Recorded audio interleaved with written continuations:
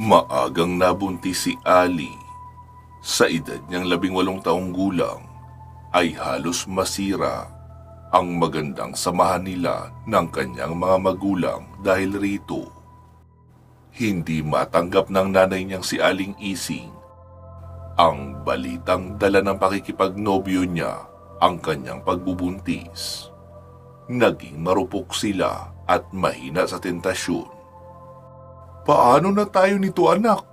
Nagkakanda kuba-kuba na kami, mapag-aral ka lang. Pero ito lang ang igaganti mo sa amin. Tumatangis pa nitong wika. Siya man ay nahihiya. Pero ano pa ang magagawa niya? Buntis na siya. Patawarin niyo po ako, inay. Hindi ko naman po ginustong humantong sa ganito. Sorry po. Aniya. Ising, tama na yan. Inaamin naman ng anak natin na nagkamali siya. Tanggapin na lang natin na ganito na ang nangyari sa kanya. Hindi na natin ito mababago pa. Wika pa ni Mang Kanor. Galit na nilingon sila ni Aling Ising. Tumigil ka nga dyan, Kanor. Palibasa, kinukonsinti mo yung kalokohan ng anak mo. Wika ng ginang.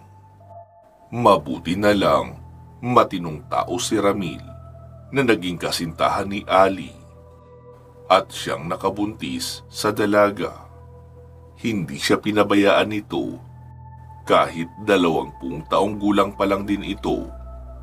Inalalayan siya ng lalaki sa lahat ng pangangailangan niya sa pagbubuntis at pinaplano na ang kanilang kasal.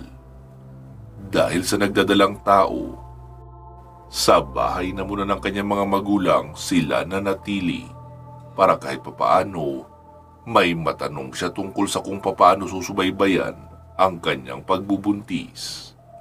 Dahil nga pinasok nila ang problemang ito, kinailangan magtrabaho ni Ramil para matustusan ang pangangailangan ng kanyang magiging bagong pamilya. Sa isang factory na mamasukan ang lalaki, habang nasa bahay lang si Ali at abala sa pagtatahi ng gagawin niyang lampin para sa parating nilang sanggol. Unti-unti silang nakakapag-ipon hanggang sa tuluyan ng matanggap ng kanyang mga magulang ang lalaking pinili niya na maging ama ng kanyang anak. Kalaunan, nasasanay na siya sa pinili niyang buhay. Gigising sa umaga, maghahanda ng almusal at baon ni Ramil sa trabaho, saka maghahanda ng kanyang mga paninda sa online selling. Ang kanyang mga magulang naman ay magkasamang pupunta sa pwesto ng gulayan nila para magtinda. Ayaw na nga sana ni Ramil dahil kahit nagtatrabaho sa factory ang lalaki, ay may ibinibigay naman na sustento sa kanya ang ama niyang nasa abroad. Kaso lang, mapilit talaga ang mga magulang ni Ali. Hayaan mo na kami magtinda, anak. Ito lang naman ang maitutulong namin sa inyo ni Ramil. Abay, siya na halos ang gumagastos sa lahat ng kailangan natin dito sa bahay.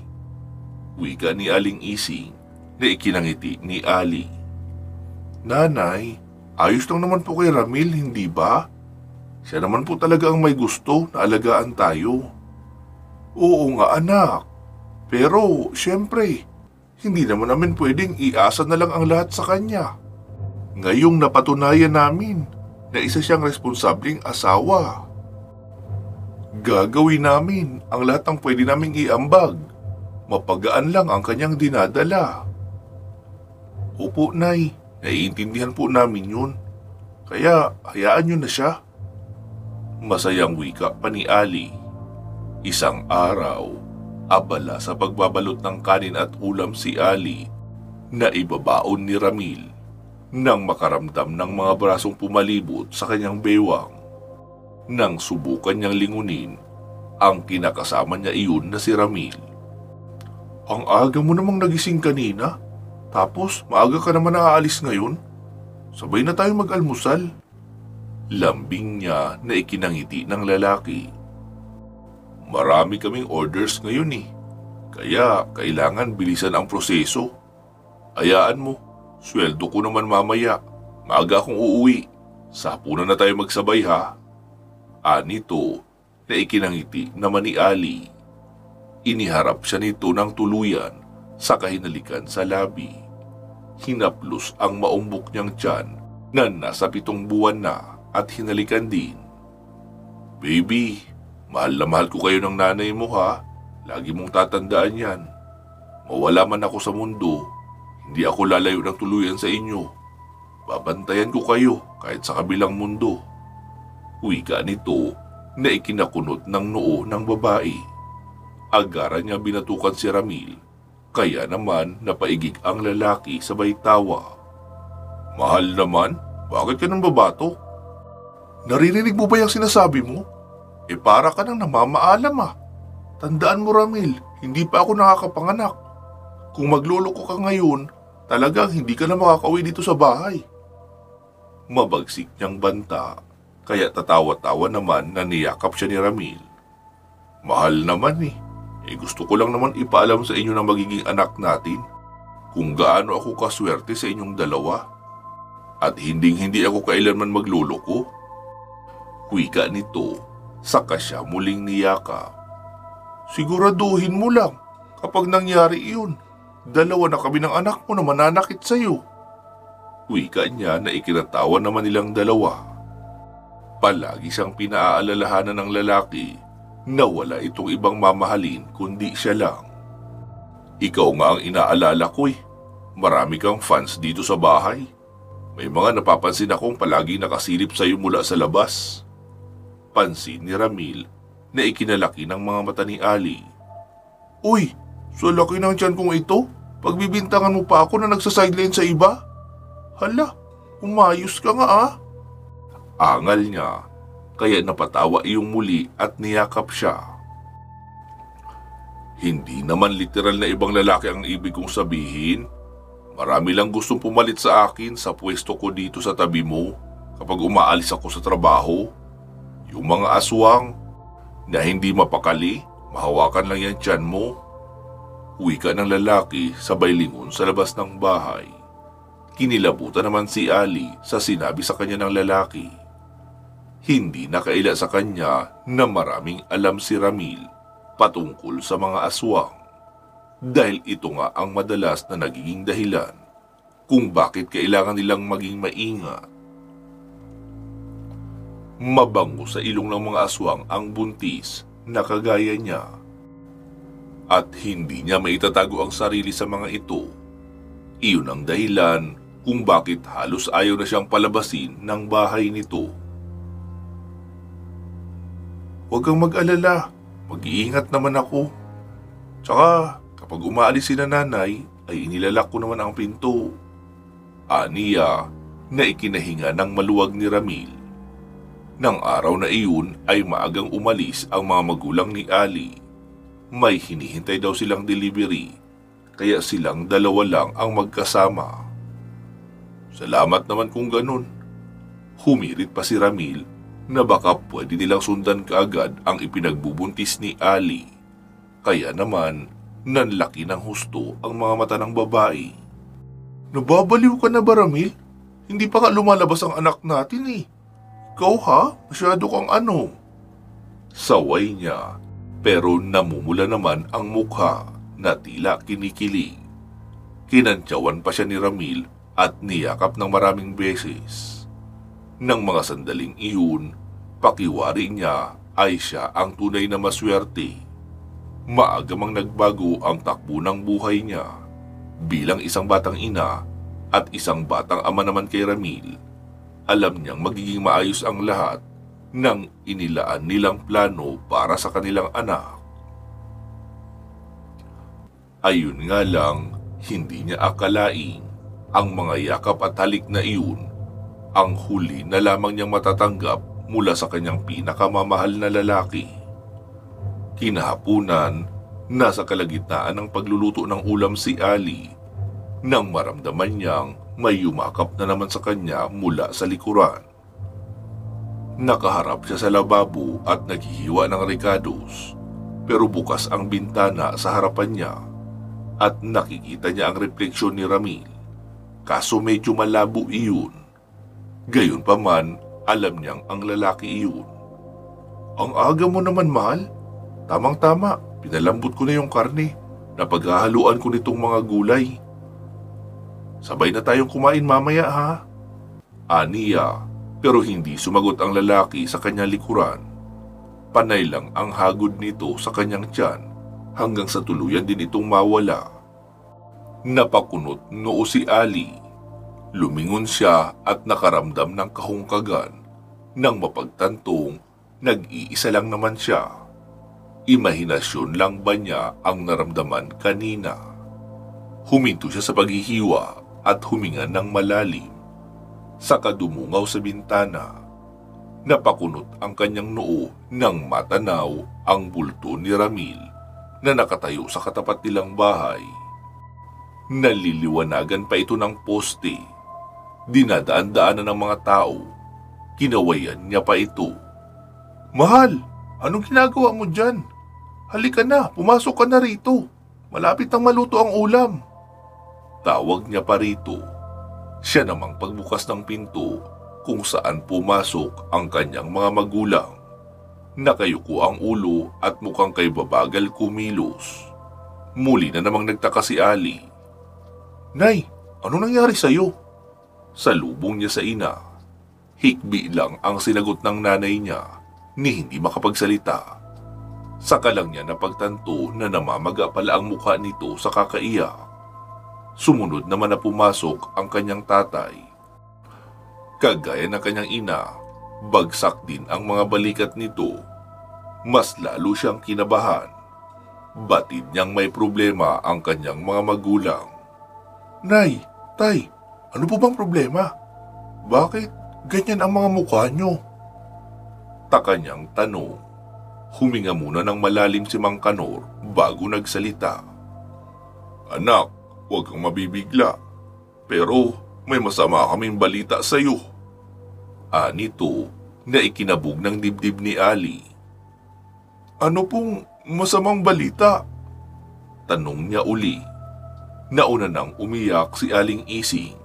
Sapo pa nito ang mukha sa pagpipigil ng emosyon. Mas lalong nabaghan si Ali. Kaya naman naiwan niya ang ginagawa at nilapitan ang kanyang ina. Muling tumikhim si Mang Kanor at matatag ang loob na nagsalita. Si Ramil, iha, patay na. Nahulog siya sa makinang gilingan ng karne at nasama sa mga gagawin sana nilang dilata. Sindak na wika ni Mang Kanor. Natawa si Ali, umiling-iling at hindi makapaniwala. Tay, masamang biro po yan. Nandito si Ramil. Katatapos nga lang namin mag-usap eh. Aniya, humilab ang kanyang tiyan at hinaplos niya ito. Anak, katatanggap lang namin ng balita. Sa katunayan, ang boss niya mismo ang nag-imporma sa amin. Dahil nahihirapan silang mahanap ang bahay natin. Kaya sa pwesto ng gulayan na lang ang tinumbok nila para matuntun agad. Mabilis na pumatak ang mga luha sa mata ni Ali. Hindi siya makapaniwala sa sinasabi ng kanyang mga magulang. Ngunit sinubukan niyang hanapin sa labas si Ramil. Pero wala talaga ang lalaki doon. Ni hindi niya makita ang lalaki kahit sa kwarto nila o kahit sa ang parte ng bahay. Nawawala na siya ng pag-asa. Nanghihina na ang dibdib niya at hindi na maintindihan ang takot na kanyang nararamdaman. Anak, magunos dili ka. Hindi ito ang panahon para dyan. Kailangan ka ni Ramil. Puntahan natin siya. Wika ni Aling Isi. Tulala naman si Ali nang bumiyahe sila papunta sa morgue kung saan dinala ang natitirang bahagi ng katawan ni Ramil na nakaawaan pang hindi madurog ng makina. Halos maglupasay si Ali dahil hindi na niya makilala ang lalaki. Kalunos-lunos ang sinapit nito. Nawawala ang kaliwang braso, wasak ang bungo at latang-lata na ang katawan. Diyos ko, Ramil! Tangis niya na hindi na napigilan ng kanyang mga magulang. Mabaliw-baliw na nagsisigaw si Ali at halos mapaus na sa sobrang pagwawala. Tanging nagawa ng kanyang mga magulang ay ang manatili sa kanyang tabi hanggang sa mailibing ang pinakamamahal niyang kasintahan. Makailang beses niyang tinanong ang mga kasamahan ni Ramil kung papaano ba namatay ang lalaki. Karamihan sa kanila, sinasabing aksidente daw ang naging dahilan. Ngunit may nag-iisang kasamahan si Ramil na iginigiit na pinatay si Ramil ng amo nila na isang aswang. Hindi niya alam kung maniniwala ba siya rito o hindi. Nagbigay ng malaking halaga ang amo ni Ramil bilang tulong pinansyal kay Ali. Binigyan din siya ng payment plan para sa nalalapit niyang panganganak. Kaya naman kahit papaano, naibsan ang hirap niya sa pag-iipon kahit hindi niya maiwasang mapaiyak pa din sa pagkawala ng kasintahan.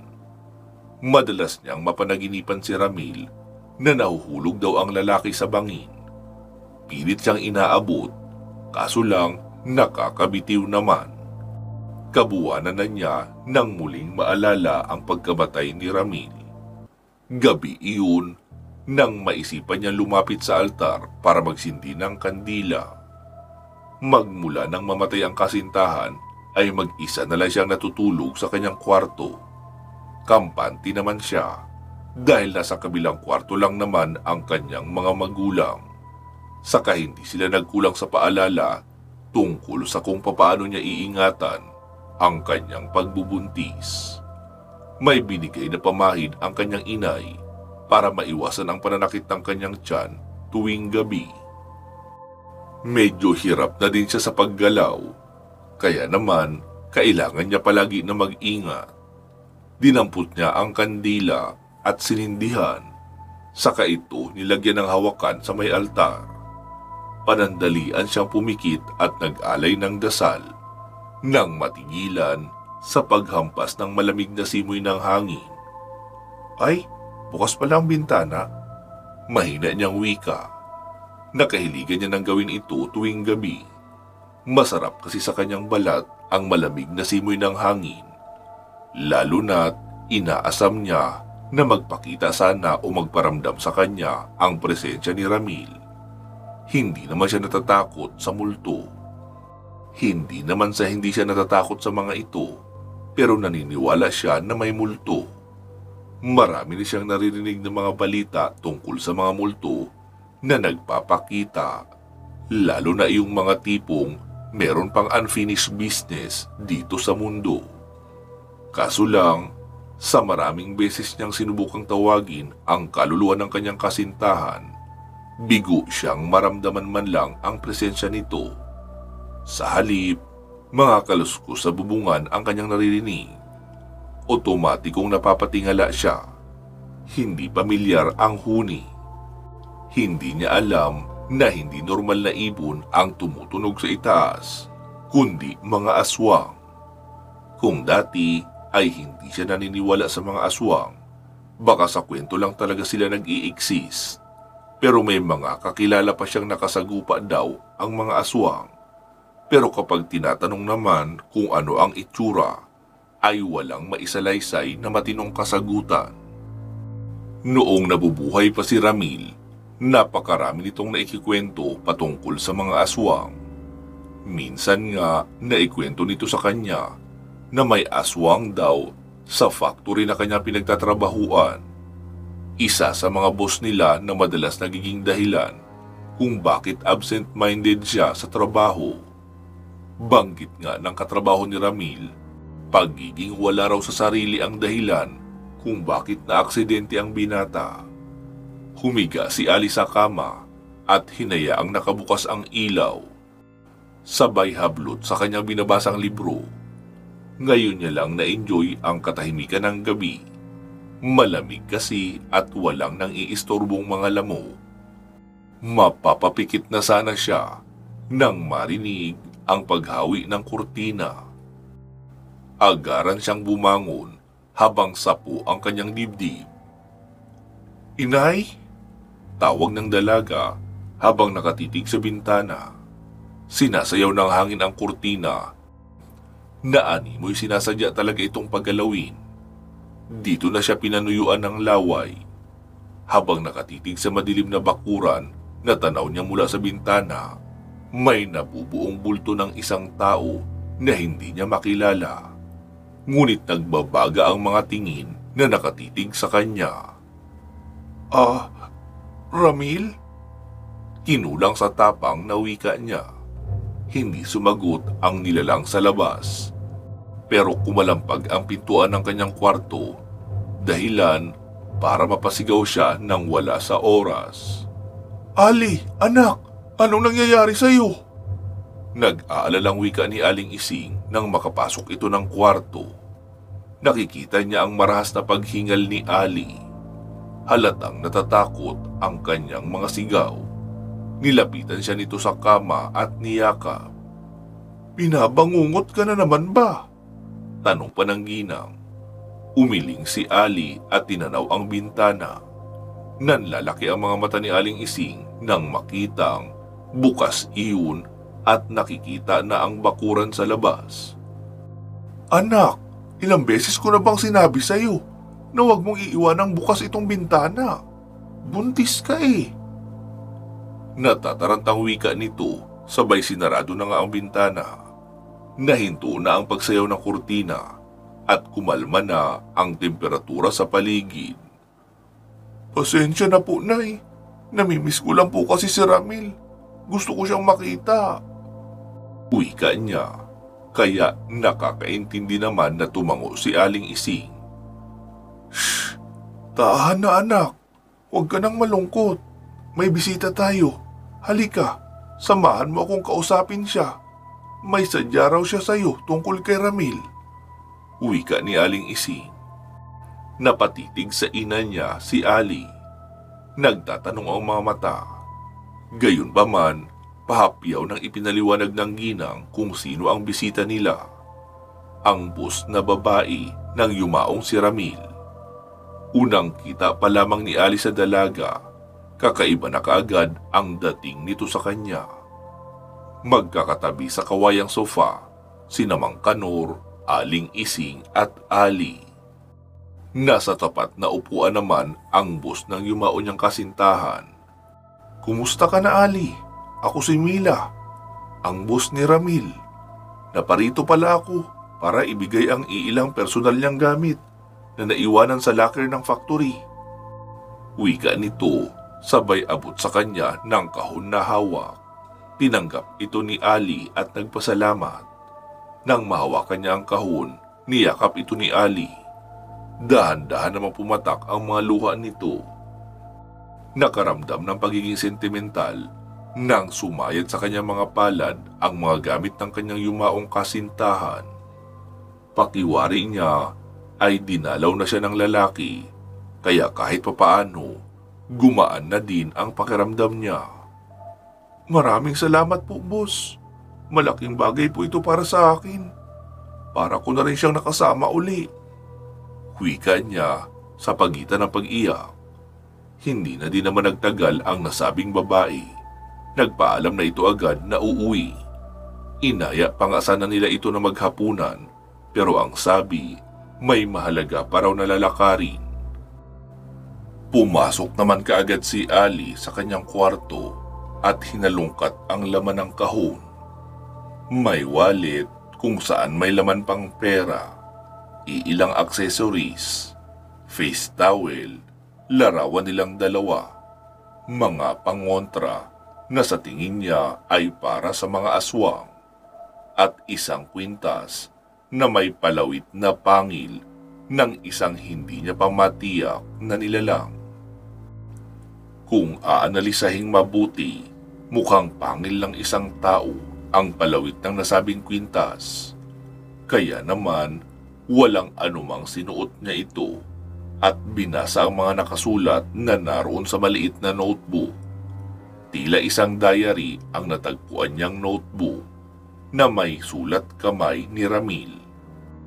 Kinikwento noon ang mga unang araw niya sa factory, ang pagkakakilala sa mga amo at mga kasamahan niya.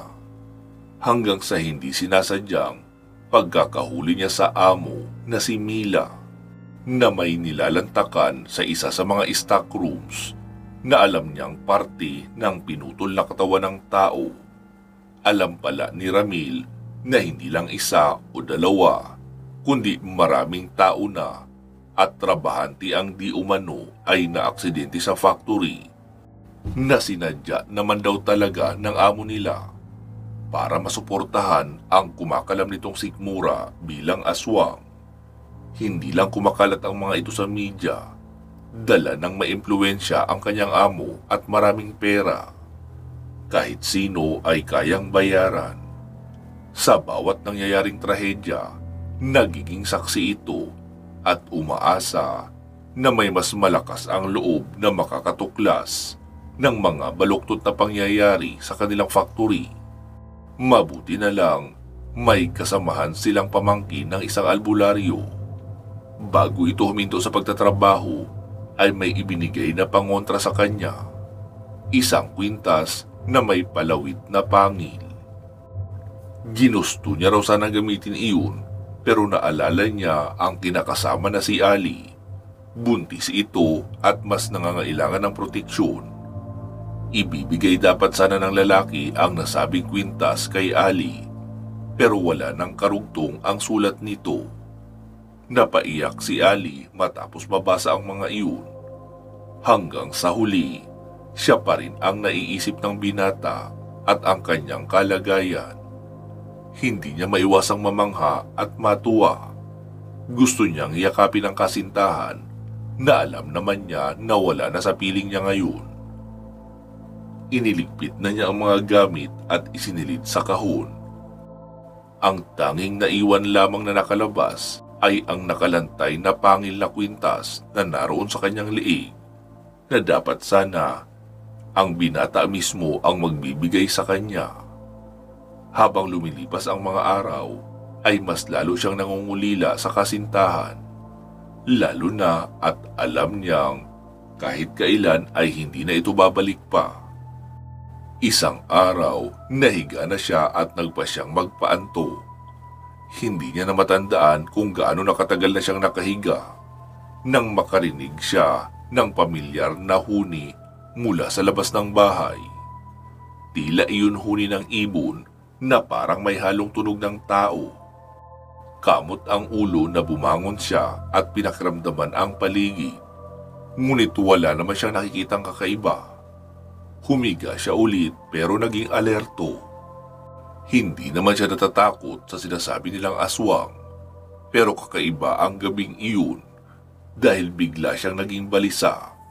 Dito na nagsimula ang mga kakatwang pangyayari na hindi niya halos maiwaglit sa kanyang isipan.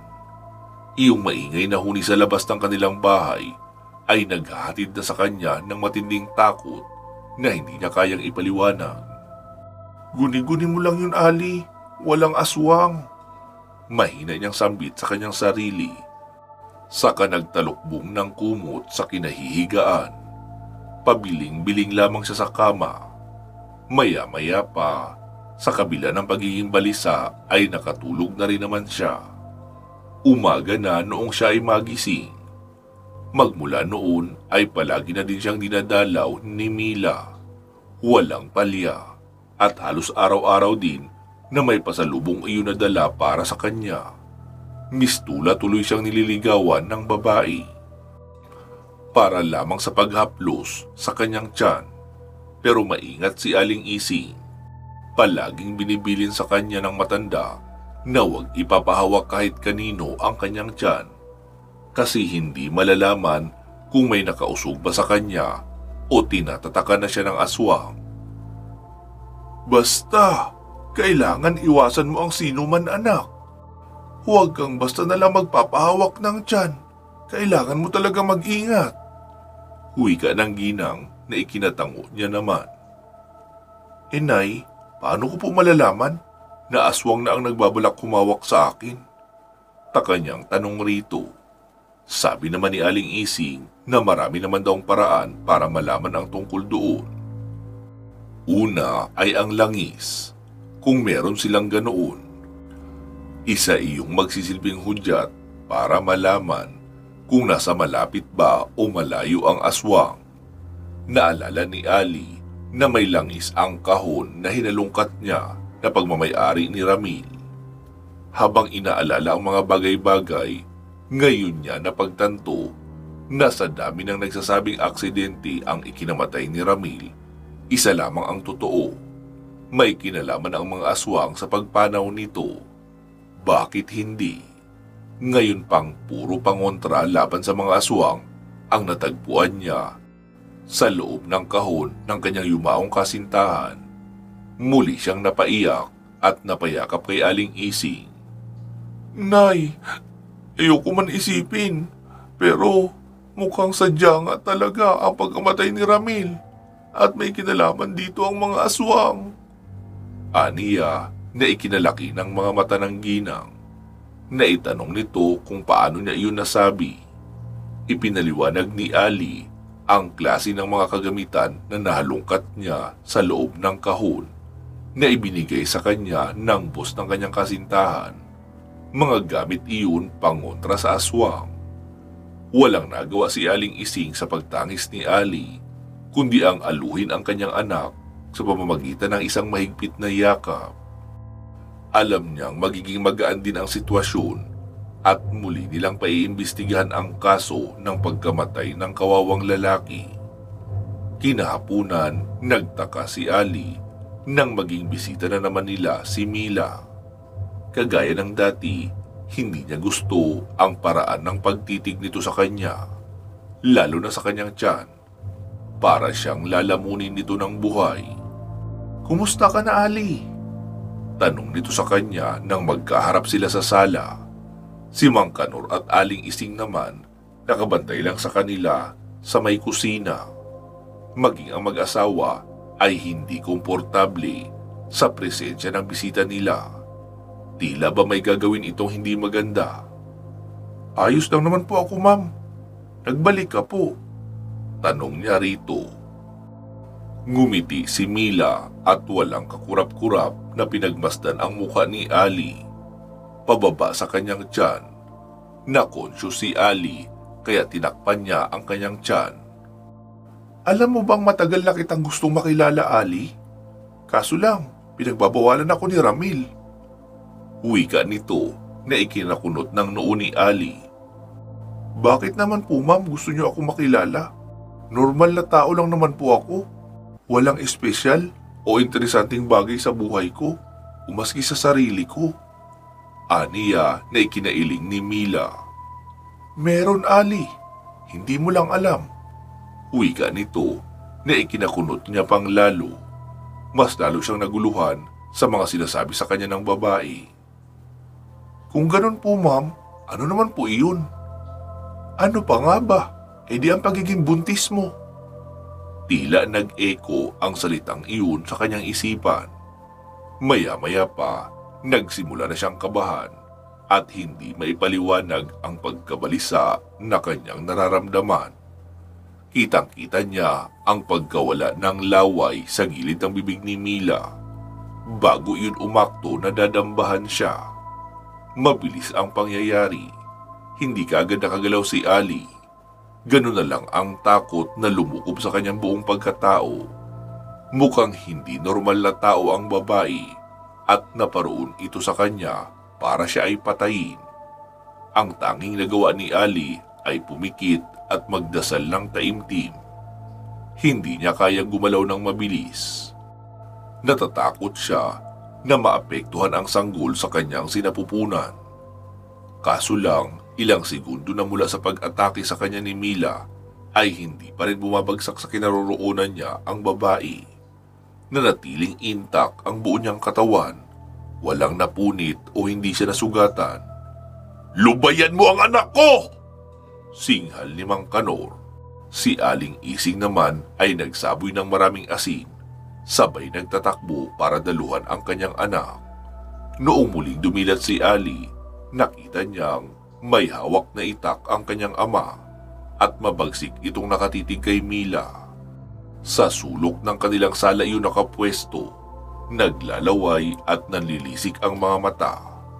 Umaangil ang nilalang habang dahan-dahang gumagapang sa kanilang kinaroroonan. Kaya nangangatog sa takot na yumakap si Ali sa kanyang ina at nagsumiksik din sa kinakaupuan nilang kawayang sofa. Sa akala mo ba, hahayaan ka naming saktan si Ali? Nagkakamali ka. Kanina pa namin napapansin na may iba kang kailangan sa kanya. Singhal ni Aling Ising. Oo, kailangan ko ang sanggol sa sinapupunan ni Ali. Matagal na iya pinagdadamot ni Ramil sa akin, kaya hindi ako papayag na maging kayo ay mapigilan ako. Singhal na ganti ng aswang na humihingal pa. Maya-maya lang, umungol ito na tila nawawala na sa sarili. Nagulo ang buhok na kanina ay mahaba at makintab. Nangingitim na ang kanyang balat na pinaresa ng tumutubong mahahaba at maruruming mga kuko. Umungol at umatungal ito na parang baboy. Ilang saglit pa ay tumingala na ang aswang sa maliwanag at bilog na buwan na nakakalusot sa loob ng bintana ng bahay ng mag-anak. Saka muling umangil nang makarinig sina Ali ng pagkapunit ng balat. Nahindik sila sa nakita. Biglang lumundag ang babae na may nanilisik na mga mata at dinaluhong na nga si Ali. Humarang naman si Mang Kanor at nagwasiwas ng itak, pero nailagan iyon ng aswang. Sabay bangga sa katawan na nagpatalsik sa matanda sa malayo at nahirapang tumayo. Si Aling Ising naman ay humarang din, pero sinakal siya ng aswang at itinapon sa direksyon kung nasaan ang asawang si Mang Kanor. Napasigaw ang dalagang si Ali nang marahas siyang pagkakalmutin ng aswang na si Mila sa kanyang buong katawan. Naghanap siya ng paraan para man lang makaganti at naisip niyang dukutin ang langis na nasa suot niyang bestida at nanginginig na tinanggalan ito ng takip. Ibinuhos niya sa kanyang palad, saka inginudngud sa mukha ng aswang. Napasigaw ang aswang at umuusok ang mukha. Tila napaso ito sa langis. Kaya naman nagkaroon siya ng pagkakataon na maitulak ang nilalang sa pamamagitan ng isang malakas na pagtadyak. Kumilos naman kaagad sina Aling Ising at Mang Kanor. Sinabuyan ng ginang ng asin ang babaeng aswang habang si Mang Kanor naman ay walang habas na pinagtataga kahit saan man tamaan ang aswang na iyon. Nagulat pa nga sila dahil tila hindi malang tinatablan ang nilalang. Mukhang makapal ang balat nito. Pahiran mo ng langis ang itak mo, Kanor! Sigaw ni Aling Ising. Tumalimak agad ang lalaki. Siya namang pagsigaw ni Ali. Nay! Ang sakit po ng tiyan ko! Napapangiwi niyang wika. Napaigig ang dalaga nang maramdaman ang pagsagad ng sakit mula sa kanyang balakang papaakyat sa tiyan. Sobrang kirot noon at hindi niya na kayang tiisin. Kaya naman gumapang siya pababalik sa sofa. Humarang naman si Mang Kanor maging si Aling Ising sa aswang na muli na namang lalapit. Nakahanda silang isakripisyo ang kanilang sarili. Mailayo lang ang anak na buntis sa aswang na iyon. Tagain mo na, Kanor! Sigaw ni Aling Ising kasabay ng pagsaboy niyang muli ng asin. Kaya napatakip ng mukha ang aswang. At doon naman ginawa ni Mang Kanor ang pagtaga ng itak sa mukha mismo ng aswang. Kitang-kita ni Ali ang pagkahiwa ng mukha ng aswang na naging dahilan kung bakit mas bumalasik ang itsura nito. Kinilabutan siya nang umagil ang aswang sa harapan ng kanyang mga magulang. Ali, alam mo bang hindi aksidente ang pagkamatay ni Ramil? Nakakalokong wika ng aswang sabay halakhak. Muli namang naging emosyonal si Ali nang masali sa usapan ang kanyang kasintahan. Bakit? May kinalaman ka ba sa nangyari sa kanya? May itinago ba kayo sa investigasyon? Walang hiya ka! aniya at buong tapang na inatake ang aswang sa kabila ng kanyang sitwasyon. Humalakak ang aswang at tuwang-tuwa na ipinulupot sa kanya ang mahabang buhok. Napasigaw naman kaagad si Mang Kanor sa labis na takot. Hindi nga napigilan ni Aling Ising ang pagkataranta at agad lumabas at nagtawag ng mga kapitbahay na maaring makatulong sa kanila. Maging ang kanilang mga kapitbahay ay natakot rin. Naghanap din ang mga ito ng mga gamit na pwedeng ipangkontra laban sa aswang. Si Ali naman halos mawala na ng malay sa sobrang takot. Hindi niya na malaman kung papaano makakawala sa pagkakagapo sa kanya ng buhok ng aswang. Isang malaking pagkakamali ang ginawa niyang pag-atake rito, lalo at wala siyang dalang armas kaya wala siyang kalaban-laban. Ako ang pumatay sa kanya, Ali! Wakwak na ang dibdib niya bago ko siya ihulog sa gilingan ng karne. Ngayon, malaya na ako na ikaw naman ang aking malantakan dahil wala na siya para pigilan ako. Singal sa kanya ng aswang. Bakit kami? Ang dami-dami naman tao sa paligid. Bakit kami pa ang napili mo? Umiiyak niyang wika. Ngumisi lamang si Mila at sinabing si Ramil lang daw ang bukod-tanging kaanak niya na hindi niya nahawaan ng pagkaaswang. Iyon ang dahilan kung bakit tinanggap niya sa trabaho ang malayo niyang kaanak. Dahil sa ipinagbubuntis ng babaeng mahal nito, kaya naman dala ng kawalan ng pag-asa, napaiyak na lamang si Ali. Isusuko niya na sana ang sarili. Dahil ano pang dahilan na mabuhay, wala na rin naman ang pinakamamahal niyang si Ramil.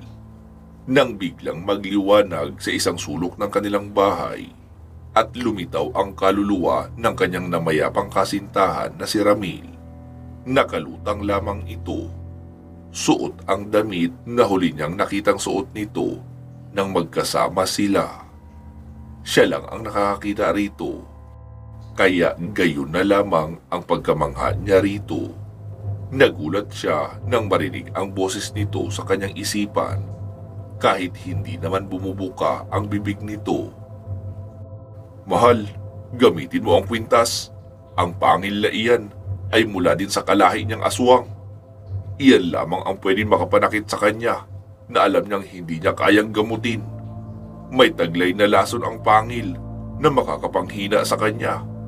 Mahal na mahal kita, Ali. Huwag mong hahayaang mapahamak ka at ang anak natin. Nagawang kapain ni Ali ang kwintas. Buti na lang talaga, malaya pa ang isa niyang kamay. Magagawa niya lumaban sa aswang dahil suot niya ang pangil na mula din pala sa isang aswang.